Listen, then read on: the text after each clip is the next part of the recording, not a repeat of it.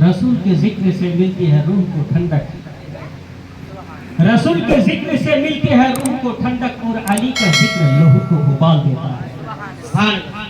और मेरा खुदा जिसे औझे कमाल देता है, मेरा खुदा जिसे औझे कमाल देता है, उसे बुतुल की चौखट पे डाल देता है। और बना के कासिम नियामत बता दिया रब ने, बना के कासिम नियामत बता दिया रब ने, बड़ा बड़े को बड़ा कमाल देता है। परखना होगा किसी को तो या अली कह दो, परखना होगा किसी को तो या अली कह दो। এমন জামানা ছিল, নবী পাকের জামানাতেই কিছু মুনাফিক ছিল যারা নামধারী মুসলমান, নিজেকে মুসলমান বলতো কিন্তু হাকিকতন তারা কিন্তু মুসলমান ছিল। তো তাদের পহচান করা যখন মুশকিল হয়ে গিয়েছিল, তো সাহাবায়ে কেরাম একটা সিস্টেম তৈরি করেছিলেন। যদি কাউকে সন্দেহ মনে হতো যে মুসলমান আছে কি নাই, তো আর তার সামনে বলে দিতেন ইয়া আলী, ইয়া আলী। তার চেহারায় যদি মুস্কুরাহাট চলে আসতো বুঝে নিতেন মুসলমান আছে, আর তার চেহারা যদি বিগড়ে যেত বুঝে নিতেন যে মুনাফিক। তো ওই জামানার মুসলমান চিনহার কষ্টে পাথরের নাম ছিল মওলা আলী, মওলা আলী। আর এই জামানার মুসলমান চিনহার কষ্টে পাথর হচ্ছেন আলা হাসান। বলা সুবহানাল্লাহ। परखना होगा किसी को तो या अली कह दो, ये वो अमल है जो सजरे खंगाल देता है, ये वो अमल है जो सजरे खंगाल देता है। আজিজানে মোহতারাম, মাত্র কয়েক মিনিট একটু মনোযোগ দিয়ে আমার কথাগুলো শুনবেন। আজকে পবিত্র মাহফিলে আমরা বসেছি, এই বাড়ি থেকে এই বাড়িওয়ালা যাচ্ছেন কাবা ও মদিনার জিয়ারত করতে। সুবহানাল্লাহ। মোতামির সাহেব ইনি যাচ্ছেন উমরা করতে। উমরাকারী আরো এখানে অনেক আছেন, অনেক বলতে মৌলভী সাহেবও আছেন, মৌলানা সাজিদুদ্দিন সাহেব নাকি নাম, যাই হোক আব্দুর রশিদ সাহেব। তো মোহতারাম, ইনারা হচ্ছেন উমরাকারী, যাদেরকে মোতামির বলা হয়। আল্লাহ ইনাদের যাত্রা সফল করুক আর মদিনার জিয়ারত কবুল করুক, বলুন আল্লাহুম্মা আমিন। মুআজ্জাজ সামিন কিরাম, নবীর ইশক ও মোহাব্বত আছে বলেই আজকে মদিনায় জিয়ারত করার উদ্দেশ্যে উনি যাচ্ছেন। তো বেরাদার, মদিনায় জিয়ারত করতে বহুত জনে যান, মক্কা মদিনায় জিয়ারত করতে বহুত জনে যান। কিছু আশিকরাও যান আর কিছু ফাসিকরাও যান। ইনারা তো যাচ্ছেন, এটা হজ তো না, কিন্তু আমি হাজিদের কথা বলছি যে হজ করতে কিন্তু সবাই যান, মুসলমানেরাও যান আর মুনাফিকরাও যান। আর ওখানে একটা সিস্টেম আছে, এখানে হজ করতে তারাই আসবে যারা মুসলমান, যারা মুসলমান। মুআজ্জাজ এক সময়কার কথা, মওলা আলী শেরে খোদা রাদিয়াল্লাহু তাআলা আনহু পিছনে দাঁড়িয়ে আছেন, আর সেই মুহূর্তে হযরতে উমরে ফারুক রাদিয়াল্লাহু তাআলা আনহু উনি হজরে আসওয়াদকে চুম্বন করেছেন, হজরে আসওয়াদকে চুম্বন করছেন আর বলে দিলেন, এই हजरे अस्वाद, मैं तुझे चूमता हूं इसलिए कि नबी ने तुम्हें चुमा है, नबी ने तुम्हें चुमा है इसलिए मैं भी चुम रहा हूं। ना তোমার দ্বারাই কোনো নুকসান হয় না কোনো নাফা হয়, কোনো লাভ হয় না কোনো লস হয় না। তোমাকে চুম্বন করছি এই জন্যই যে নবী আমার তোমাকে চুম্বন করেছেন, নবীর লব লেগে গেছে, নবীর ঠোঁট মোবারক লেগে গেছে, তাই তোমাকে চুম্বন করছি। তোমার দ্বারা কোনো লাভ হয় না কোনো লস হয় না। পিছনে দাঁড়িয়ে আছেন মওলা আলী শেরে খোদা, আলী মুর্তাজা আলী রাদিয়াল্লাহু তাআলা আনহু। উনি বলতে লাগলেন, ইয়া আমিরাল মুমিনিন, ও হুজুর, ও উমর ফারুক, আপনি কেমন কথা বলছেন? এই পাথরের দ্বারা লাভও হয় আবার লসও হয়,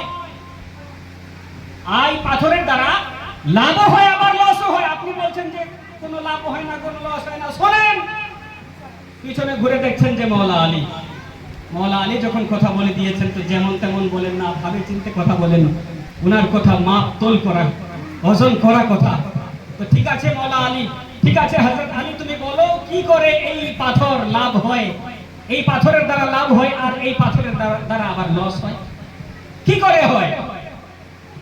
আমি তো বলছিলাম উল্টা, কিন্তু তুমি বলছো এই পাথরের দ্বারা লাভও হয় আবার লসও হয়, একটু খুলে বলো। তখন মওলা আলী বলছেন, মৌলা আলী শেরে খোদা আলী রাদিয়াল্লাহু তাআলা আনহু বলছেন যে আমার নবী মুস্তাফা সাল্লাল্লাহু তাআলা আলাইহি ওয়াসাল্লাম বলেছেন যে কাল কিয়ামতের দিনে এই পাথর, এই হজরে আসওয়াদ যেটাকে বলা হয়, এই পাথর মুমিনের ঈমানের গবাহি দিবে আর কাফিরের কুফরির গবাহি দিবে। সুবহানাল্লাহ। কাফিরের কুফরির গবাহি দিবে আর মুমিনের ঈমানের গবাহি দিবে। আর ওখানে যে হজ করতে যায় ওখানে একটা সিস্টেম আছে, শুধু মুসলমানেরাই হজ করতে আসবে। তো সব যদি মুসলমানেরাই হজ করতে যায় তো ওই পাথর কার গবাহি দিবে? কোন ওই রকম কাফির আসবে বলেই তো কাফিরের গবাহি দিবে। সব যদি মুসলমানেরাই যায় তাহলে কাফির পাবে কোত্থেকে আর গবাহি দিবে কি করে? তো মুহতারাম, বর্তমান জামানায় এই জন্য ওই মুসলমানদের সাথে সাথে কিছু কাফিরদেরকেও পাঠা হয়, কিছু কাফিরদেরকেও ভেজা হয়। আর এই দুনিয়াবাসী সবাই জানতো অমুক মানুষটা কাফির, অমুক মানুষটার ঈমান খারাপ, অমুক মানুষটার ঈমান নষ্ট হয়ে গেছে। শুধু ভারতবাসীরা জানতো, শুধু বাংলাদেশের মানুষ জানতো, শুধু পাকিস্তানের মানুষ জানতো ওই মানুষটার ঈমান খারাপ।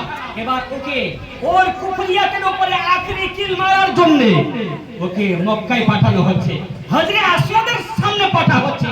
ওই হজরে আসওয়াদ পর্যন্ত তার জন্য গওয়া বনে যায় মানুষটা কাফির আছে আর এই মানুষটা মুসলমান আছে। বলেন সুবহানাল্লাহ। মুআজ্জাজ, হজ তো সবাই করতে যায় কিন্তু হজ তারই কবুল হয় তার ভিতরে ঈমান আছে। যার ভিতরে ঈমান আছে তারই হজ কবুল হবে। যার ভিতরে ঈমান নাই, ঈমান খারাপ আছে। আজকে অনেক ঢুলুমুলো মুসলমান আছে, বুঝলেন, ঢুলমুল মুসলমান, বুঝলেন। ভালো খাঁটি সুন্নির সামনে এমন কথা বলবে যে আমরা দারুণ সুন্নি, আর কোন কোন সময় এমন গল্প গুজব করবে যে সুন্নিদের বিরোধিতায় কথা বলে, সুন্নিদের বিরুদ্ধে কথা বলে, পীরের বিরুদ্ধে কথা বলে, আর উল্টা পুল্টি কথা বলে। তার মানে বুঝে নেবেন যে ঢুলমুল সুন্নি, আসল সুন্নি না, খাঁটি সুন্নি না। আরে খাঁটি সুন্নি তাকেই বলা হয় যার ভিতরটা ইশকে মুস্তাফাতে ভর্তি আছে। বলেন সুবহানাল্লাহ। সুবহানাল্লাহ। মুআজ্জাজ, আরে নবীর বিরুদ্ধে কোনো কটু কথা তো দূরের কথা। হযরত ইমাম মালিক রাদিয়াল্লাহু তাআলা আনহুর জামানায় এক সময় একটা কোনো অনুষ্ঠানে হযরত ইমাম মালিক রাদিয়াল্লাহু তাআলা আনহু উনি খেতে বসেছেন, অনেক লোক খেতে বসেছেন। আর ওনারই কোনো সাথীদের মধ্যে একজন বলে দিলেন, আমি কদু পছন্দ করি না, এই কদু আমি খাবো না। ওখানে কদুও দেওয়া হচ্ছিল। সুবহানাল্লাহ বলেন। ওখানে কদুও দেওয়া হচ্ছিল আর ওই মানুষটা বলতে লাগলো আমি কদু পছন্দ করি না। সঙ্গে সঙ্গে ইমাম মালিক তলোয়ার বের করলেন যে এক্ষুনি তওবা কর, না হলে তলোয়ার দিয়ে তোর গর্দান উড়িয়ে দেব। সুবহানাল্লাহ। তওবা কর, না হলে তোর তলোয়ার দিয়ে গর্দান উড়িয়ে দেব। সব মানুষরা হতভম্ব হয়ে গেল, অবাক হয়ে গেল। এ কেমন কথা, কদুকে অপছন্দ করার কারণে উনি তলোয়ার বের করে নিয়েছেন। এক্ষুনি তওবা করো। মানুষটা কাঁপতে কাঁপতে সেখানে তওবা করলো। আরে শোনো, নবীর গুস্তাখি এটাতেও আছে। যদি কেউ কদুকে অপমান করে, কেউ কদুকে অপছন্দ করে, আপনি খাবেন না আলাদা ব্যাপার। না ভাই আমি খাবো না, কিন্তু আপনি অপছন্দ করতে পারবেন না, কারণ আমার নবী কদুকে পছন্দ করেছেন, আমার নবী হালুয়াকে পছন্দ করেছেন, আমার নবী মধুকে পছন্দ করেছেন। যেটা আমার নবী পছন্দ করেছেন সেটা মুমিনদের পছন্দ হওয়ার দরকার আছে। সুবহানাল্লাহ। মুমিনদের পছন্দ হওয়ার দরকার আছে। আজিজানে মুহতারাম, আমার নবী, আপনার নবী নিজের জন্য কোনোদিন কাঁদেন নাই। কেঁদেছেন তো আপনার জন্য কেঁদেছেন, আমার জন্য কেঁদেছেন। আরে দুনিয়াতে আয়েশা ইশরাত করছি আমরা, কষ্ট করেছেন দয়ার নবী। আয়েশা ইশরাত করছি আমরা, আমাদের গুনাহে ব্যতীত আমার নবী কেঁদেছেন, এমন কি কবরে গিয়েও কেঁদেছেন। বলেন সুবহানাল্লাহ। বন্ধুগণেরা, আমার প্রাণের বাবাজিরা, আমার নবী মুস্তাফা সাল্লাল্লাহু আলাইহি ওয়াসাল্লামকে সব খবর আছে। কার মনের মধ্যে কি আছে, কার মনের মধ্যে ইশক আছে আর কার মনের মধ্যে ফিস্ক আছে, সব আমার নবীকে খবর আছে, সব আমার নবী খবর জানেন। এই জন্য আল্লাহ হযরত আজিমুল বরকত ইমাম আহমদ রাজা আলাইহি रहमतुर रिदवान उन्हीं बोले और कोई गैब क्या तुमसे निहा हो भला जब ना खुदा ही छुपा तुम पे करोड़ों दूर। আরে যার নজর হতে স্বয়ং আল্লাহ ছুপে নাই, তার নজর হতে দুনিয়া ছুপতে পারে? এটা আমাদের আকীদা। আমার নবী সব জানেন। জোরে বলেন সুবহানাল্লাহ। মুআজ্জাজ সাহেব কেরাম, বাস একটা কথা বলে দিই, আমাদের নবী হাসিবুন নাজির মুস্তাফা, আমাদের নবী জিন্দা নবী, আমাদের নবী ইলমে গায়ব জাননে वाला নবী। কেমন নবী? আন আবি দারদা, হযরত আবি দারদা থেকে এক হাদিস বর্ণিত। আন আবি দারদা রাদিয়াল্লাহু তাআলা আনহু قال রাসূলুল্লাহ সাল্লাল্লাহু আলাইহি ওয়াসাল্লাম, হযরত রাসূল খুদা সাল্লাল্লাহু আলাইহি ওয়াসাল্লাম ইরশাদ করেন, আকসিরু সালাতা আলাইয়া ইয়াউমাল জুমআ ফাইন্নাহু ইয়াউমুন মাশহুদুন তাশহুদুল মালায়েকা। আমার উপরে জুমার দিনে বেশি করে দরুদ পড়ো।